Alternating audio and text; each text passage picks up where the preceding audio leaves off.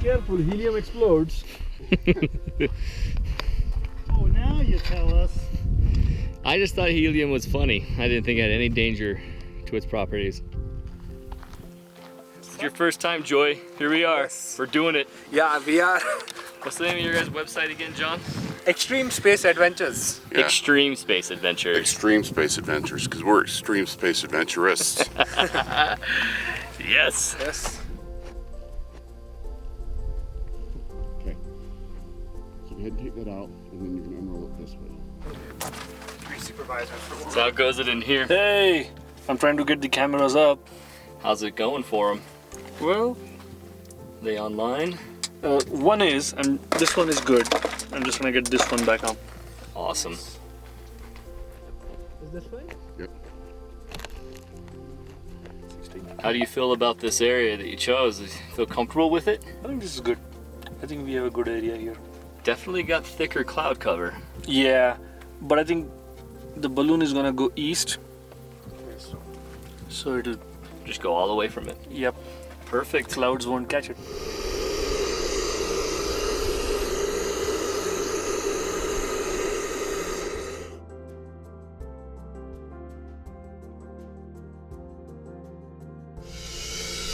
Would you say you have a hard job or an easy job? It's okay. As of now, I'm not sure how long Do I you can know hold what on you're to it. Do you know what you're even doing? Yeah, I'm just trying to prevent it from going here and there. So if it hits any stick or stone, it might burst. So Oh yeah. Keeping it from popping on anything. Popping, yeah. What you're doing is filling it up to what point? So we generally just kind of get a feel for what the pole is. The So we pole know away that- from you? No, the pole up. So after we Okay. get to a certain point, we have about 4 to 5 pounds of payload. Okay. So we need to have about enough of a pole up to be able to handle that kind of a payload. Okay. So there's ways you can do it with a scale, where you can have kind of a scale that has a little hook on it, and then it can tell you what the pole is. We kind of do it by hand. You guys have done it enough. You know it by just feeling. Yeah. That's when you know you hit the mastercraft. Yeah, and this balloon is a 1,500 gram, and so the tank has to be big enough to hold that. 1,500 is a pretty big balloon, and it can handle, I mean, its flight capacity is over 100,000 feet. Does it come in any other color than white? It's the Henry Ford philosophy. You can have any color you want as long as it's white.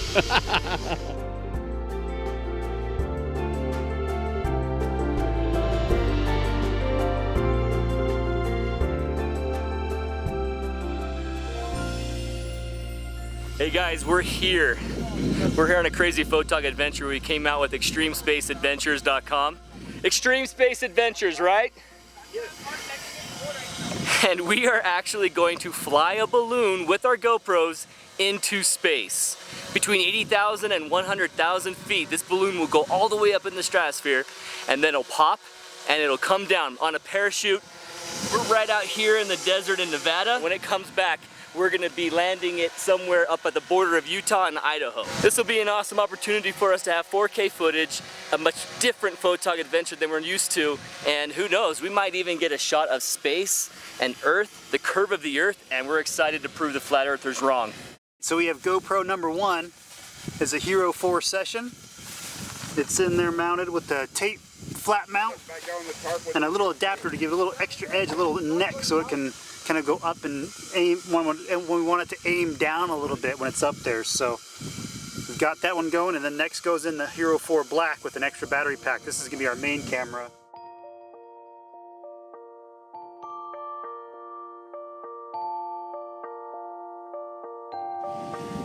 Okay. Yeah. All right, Brandon's gonna give the countdown. 5, 4, 3, 2, 1. Let's go! Oh boy.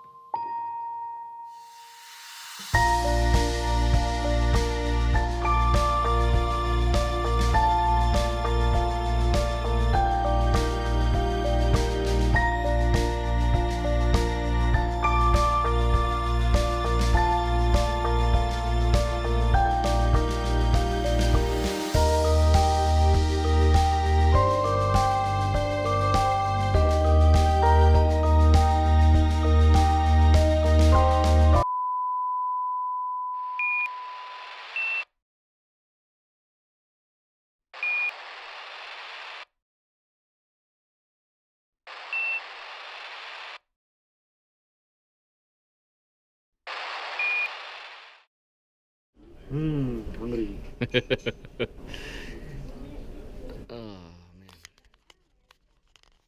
We're at the restaurant right now. These guys are looking up on the information that we have from the radio signal only, or from anything else? No, just from the radio signal. So just from radio signal, we're checking the transmitter, and the last location that we found it is over by an area called Zakistan. Dinner has been ordered. Now we're looking at what we're finding out from our readings.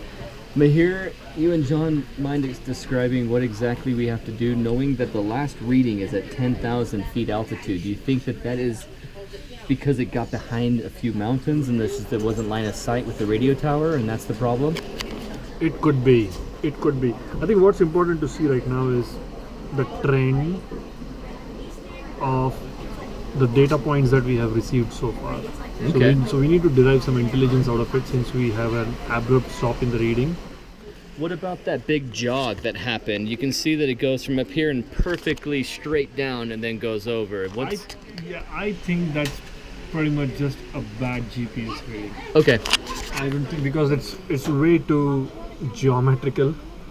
Yeah, it's just unnatural. Well, Exactly, it's kind and the of- other thing though is, when that did the jaunt down, it corrected to what the other radio was predicting. So if you laid those over on top when it went down, all of a sudden they'd line back up again. So that kind of tells you that one up here was probably misreading, and then when it went down, it was now lining up exactly with what the other one was reading. So. Okay.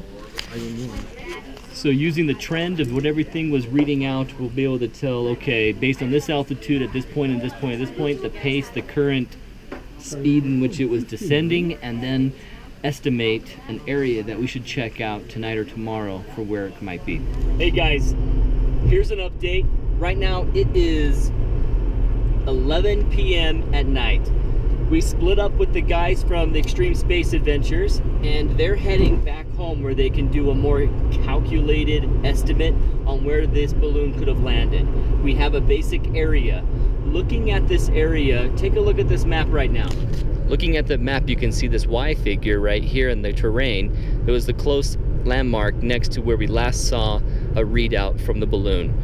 So we received a signal from the balloon at this point that was actually 10,000 feet up in the air and heading this direction. Based on the trend of the direction it was going from both readouts, we have one readout that shows that the balloon was going a little bit more eastern direction and heading towards the Great Salt Lake, and another readout that has it going more northeastern. So as you can see, we have these two areas of possibility based on Mahir's calculations from the restaurant. We found this road here, Hog Up Road, that has a 2-mile access point to one of our areas. Now, that's another 1.5 miles to 2 miles up to the other area if we have to go there. So looking on this map, you can see this one road in the south that's 10 miles away from our area, or the Hog Up Roads. The Hog Up Roads are our best opportunity. So Brendan and I are heading right now to the Hog Up Road access point. From here, we didn't have any reason to go all the way back into Salt Lake. And so we're taking off to go to that spot, and we're gonna be the scouts that say, hey, here's a little recon. This road is crazy difficult to traverse. It's not graded, it's not good for us. We need to go get ATVs and dirt bikes. Or we could find out that it's fine and this vehicle has 4-wheel drive, so we'll drive his Mercedes right through there and be golden. So what we're hoping is that we can travel right to the point that we agreed on. The latitude and longitude has been marked, and they have it, and they know where to find us tomorrow. Okay, hopefully you guys can see this on the video. You got 2 pacers, 15 miles an hour. I'm going 17 miles an hour, and they're You're going 17 miles per hour right now? They're outpacing me at 17. Wow, these guys are really running fast. Hey, slow down. Our turn off right here. Okay, good. He went right. That guy's going straight. And they're still going. Wow, he stopped. What's he doing staying in the road? Stopping. Okay, where are we right now? Let's recenter this. Maybe turn right? Look at the way it's pointing us. Come on, Google. Don't think I'm Jack. Oh wait, it is back there. The built-in one is there. Okay. The built-in one? Yep. Awesome. Come use your light over here and show us what we're looking at. Oh, okay, let's see. Holy goodness. Oh, that got ate up. How did that get so ate up? I think we were driving on it for a little while. I could smell it. I think we were driving on it for a little while. Brendan was saying that something feels wrong with the car. Look how good the tread is. I mean, the tread's really good. It's a pretty new tire. This thing just got hashed. So, our first flat tire in a photog adventure. Here it is. It's smelly. A smelly 1 a.m. You probably can't see this. This one's still okay. Just check all of them, make sure. We're good. Quick, let me come with you. I only got one through. Yeah, Check out these lights. Look at the lights in front of our car. Are they sweet? It looks awesome in there. Okay, we'll show these tires again. Yeah, these are fine. These all look good. I'm just checking to make sure they're all the rest of them are fine. Yeah. Could have just been a bad, just rubbing the wrong way and then pop. It's unfortunate. Now the thing is, this thing should have enough air in it too. So Brendan has a Mercedes. So he's got this interesting jack where it fits itself into a hole right here. Oh, I feel how smooth that is. It's so good. I'm not feeling anything. Yeah, I need your light back over there.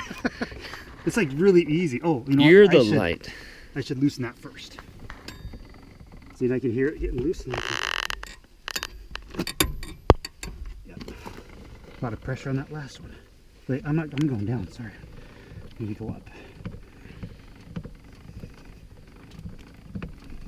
I feel like I'm on a yacht. I wish we were.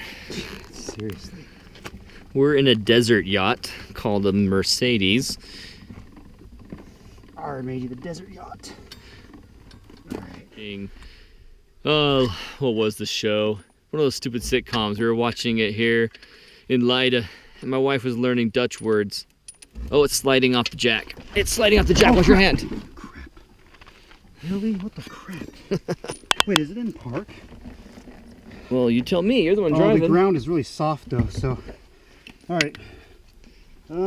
Shoot, that might be hurting my car. They might not check your flat tires. No, they don't. No, they don't check it, but they could just say, "Hey, it's a recommendation. You should check your spares and all that stuff." But they didn't. They don't. They don't care. We have a flat tire fixed. We have the spare. It is on, and we are about. Let's see. It says on here that we are 7 minutes away, which by distance is probably. Oh, 3.1 miles. We're only 3.1 miles away from the point that we wanted to be. We could potentially hike out here. Here's the situation. The spare tire that we put on, it gauges at 5 pounds of pressure. So it is completely deflated in the spare tire bin, and it's as good as something we put in the bin. So we have It's better, but it's not that much better. yeah, we can't drive on it. We can't drive anywhere on the spare tire at 5 pounds of pressure. So we're gonna have to contact Mahir in the morning and make sure that those guys bring with them some air pressure.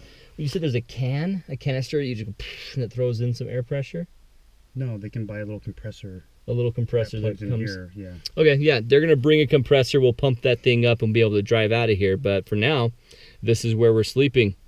On the road, pretty much in the way of anybody who wants to come out here. So we'll see if anyone shows up, and we'll sleep in the car. Unlikely, yeah. It's very unlikely. Yeah. We'll sleep in the car. We'll see how it goes. We'll show you tomorrow morning. So see you in the morning.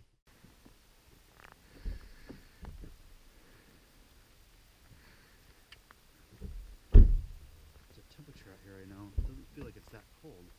58, man. Yeah, it's nice.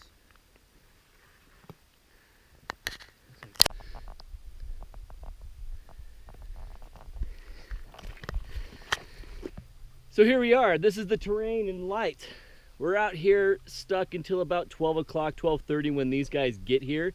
And so we're gonna hike out that way and see if we can see the balloon, and might as well spend the time doing something. The terrain is crazy flat and wide open, so we're not afraid of them seeing us or not finding us. And we're pretty sure that it's gonna be an easy walk, not much of a hike. Yeah, we got some pretty good sleep during last night and today, so hopefully we'll be okay. We left a note on the back of the car so they know the direction we're going, and I have balloons that I'll be putting out every so often, like a trail of breadcrumbs, so that they know exactly how to find us.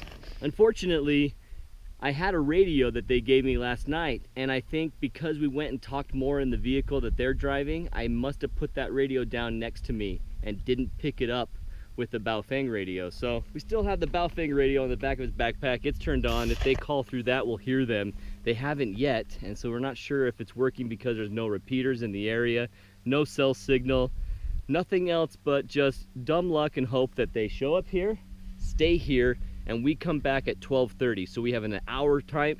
We have an hour timer set up. We'll walk out for an hour wherever we get, then we'll turn around and walk back as soon as that timer goes off. Ready And start. Start? All right, ready to go.